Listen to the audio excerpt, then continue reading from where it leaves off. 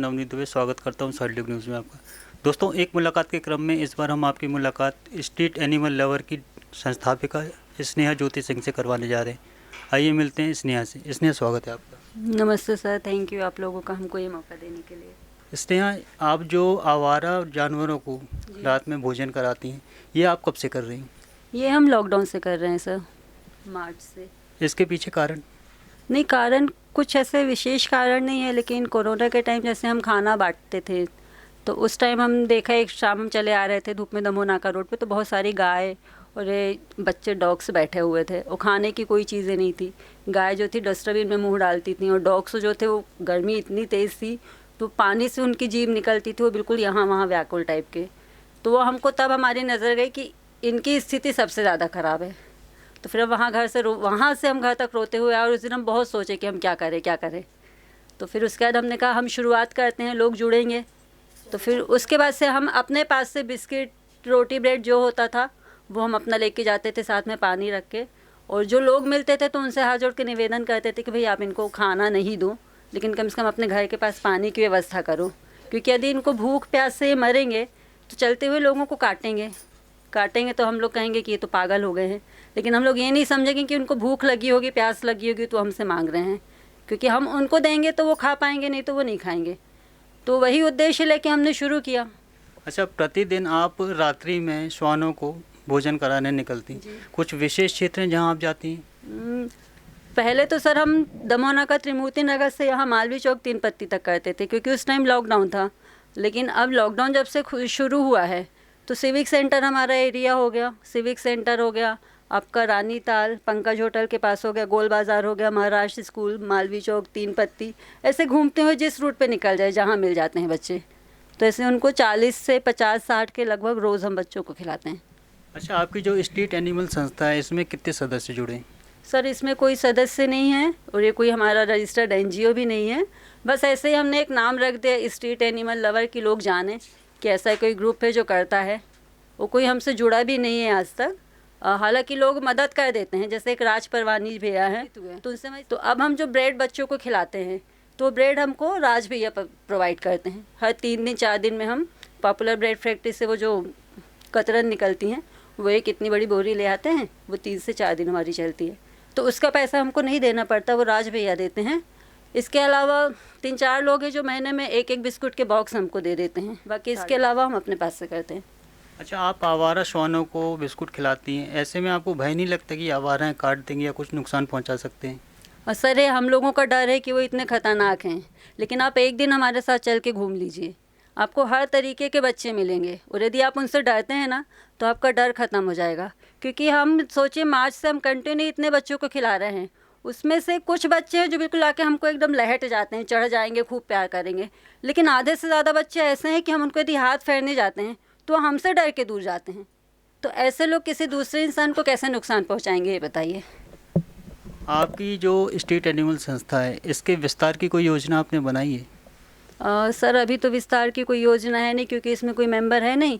और अभी हमने देखा है, जैसे लॉकडाउन से ही देख रहे हैं, इंसान की मदद के लिए बहुत लोग आगे आ रहे हैं, लेकिन इन बच्चों की मदद के लिए लोग आगे नहीं आते। कोई मतलब अच्छा, मूक बेसहारा पशुओं में तो गाय भी आती है और भी जानवर आते हैं, पर इसके बाद भी इन पशुओं को थोड़ा आप नज़रअंदाज करके सिर्फ श्वानों के प्रति रुचि क्यों है? नहीं, हमारी रुचि केवल श्वानों के प्रति है ऐसा नहीं कह सकते हैं, क्योंकि हम निकलते हैं तो हमको सूअर भी मिलते हैं, हम उनको भी खिलाते हैं। गाय मिलती हैं, गाय को भी हम खिलाते हैं। अभी कुछ टाइम पहले आपका गौ माता चौक में गौ दिवस मनाया गया था, तो उसमें हमने भी पार्टिसिपेट किया था, हम भी थे वहाँ पे। तो वहाँ पे चौकसे जी हैं, शायद पार्षद के उम्मीदवार हैं उस वार्ड से, तो वो भैया थे वहाँ पे। तो वहाँ पे हमने इनके लिए भी बोला था कि भाई इनके लिए भी कुछ व्यवस्था की जाए। जैसे गौ माता चौक है तो वहाँ की दोनों फोकस लाइटें जो थी वो बंद थी, तो हमारे कहने पे वो दोनों लाइटें चालू हैं, जो आज भी चालू हैं गौ माता चौक की। और उसके लिए कुछ प्लानिंग थी, जैसे कि इनके लिए भी कुछ करना है। एक भैया हैं रामू जी भैया, वो भी गैया के लिए वो उसमें जुड़े हुए हैं। तो हमने ये भी देखा था, जैसे लॉकडाउन में गाय के लिए लोग चारा लेके जाते थे, खिलाते थे, और नॉर्मली अपने घर के सामने भी आती हैं तो अपन मारते नहीं हैं, अपन उनको 1-2 रोटी देते ही हैं। लेकिन डॉग्स की स्थिति क्या थी, उनको कोई कुछ भी नहीं। यही है कि गाय के लिए संस्थाएं बनी हैं, गौशालाएं बनी हैं, कोई दिक्कत होती हो तो तुरंत गाड़ी आती है, ले जाती है। इनके लिए कोई व्यवस्था नहीं है ना सर, यदि ये सड़क पे मरे हैं, तड़प रहे हैं, तो कोई आदमी इनकी मदद के लिए आगे नहीं आता। इनके लिए सबसे बड़ी बात है कि इतने लोग इन पे काम कर रहे हैं 4 साल 5 साल से, लेकिन अपने शहर में इनके लिए एक NGO नहीं है, शेल्टर नहीं है इन बच्चों के लिए कि यदि कहीं एक्सीडेंट हो गया या बीमार हैं तो हम रख के उनको प्रॉपर ट्रीटमेंट दे पाएँ या इलाज करवा पाएँ। अभी आप कुछ समाज सेवी संस्थाओं से भी जुड़ी हैं। जी, उन समाज सेवी संस्थाओं के माध्यम से आप शहर हित या फिर जनहित में क्या कार्य कर रही हैं? जैसे तो हम मुक्ति फाउंडेशन से जुड़े हैं, जो मेन थैलीसीमिया बच्चों के लिए काम करता है, तो उस फाउंडेशन से जुड़े हम जून या जुलाई में हम जुड़े हैं। तो उसका तो हम लोगों का आए दिन प्रोग्राम होता रहता है।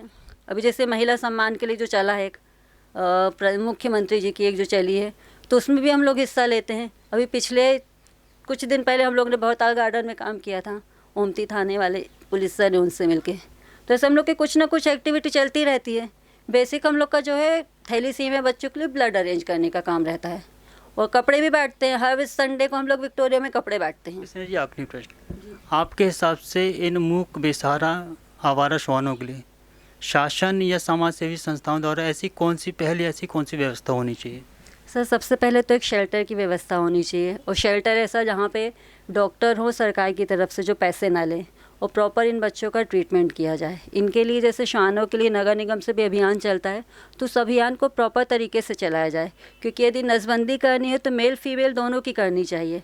दिक्कत क्या होती है फीमेल की नसबंदी में रहता है कि उनको 1 हफ्ता 10 दिन देखभाल की ज़रूरत पड़ती है, तो ऐसी कोई व्यवस्थाएं नहीं है। अभी तो जो चल रहा है प्रशासन से कि मेल डॉग को लेके जाते हैं आपके कठौंदा में, वहाँ पे कुछ ऑपरेशन के दौरान कुछ मर जाते हैं, कुछ रह जाते हैं, जहाँ से उठा कर ले जाते हैं, कुछ बच्चों को वहाँ छोड़ा, कुछ बच्चों को वहाँ कठौंदा में ही छोड़ देते हैं, जहाँ पे खाने पीने की बिल्कुल व्यवस्था नहीं है। आप किसी दिन कठौंदा जाइएगा तो वहाँ आप बच्चों की हालत देखिएगा, हम होके आए हैं।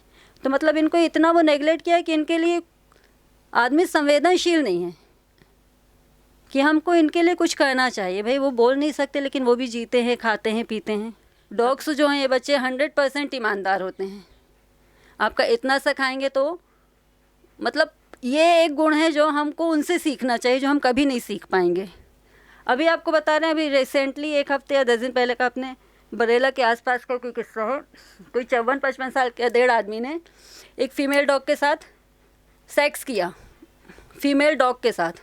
उसका वीडियो बनाया किसी ने, उस आदमी के खिलाफ FIR हुई है। तो अब ये बताइए कि हम लोग कहते हैं कि बेज़ुबान खतरनाक है, ऐसे हैं वैसे हैं। इस एग्जाम्पल से आप ये सोचिए कि खतरनाक कौन है, वो मूक बेज़ुबान जो हाथ पैर भी नहीं चला सकते, या हम खतरनाक हैं? अभी हम डिसाइड करें कि कौन खतरनाक है, किसको बदलना चाहिए, किसको ज़्यादा ज़रूरत है बदलने की। मतलब आपके हिसाब से शासन प्रशासन या समाज सेवी या जनता को इन मूक बेसहारा श्वानों के प्रति ये संवेदना रखनी बिल्कुल चाहिए। रखनी चाहिए। हम नहीं कहते हमारे साथ जुड़ के कीजिए कुछ लोग, तो कृपया कोई भी इंसानों से हमारा निवेदन है कि इन बच्चों को मारे ना, पानी डाल के भगा दें। ऐसा ना मारे कि इनको किसी तरह से नुकसान हो शारीरिक, क्योंकि यदि इनकी हड्डी वड्डी टूट गई, कुछ होगा तो उनका इलाज कोई नहीं करेगा, ना वो किसी से बोल पाएंगे कि हमको ये तकलीफ़ है। तो स्नेहा जी, सैलूक से चर्चा करने के लिए धन्यवाद। थैंक यू सर, बहुत बहुत आभार। दोस्तों, एक मुलाकात के क्रम में इस बार हमने आपको स्ट्रीट एनिमल लवर की संस्थापिका स्नेहा ज्योति सिंह से मिलवाया। मुलाकात के इसी क्रम को बढ़ाते हुए हम फिर किसी व्यक्ति विशेष से आपकी मुलाकात अगली बार करवाएंगे। सहयोगी सत्यजीत यादव के साथ मैं नवनीत दुबे।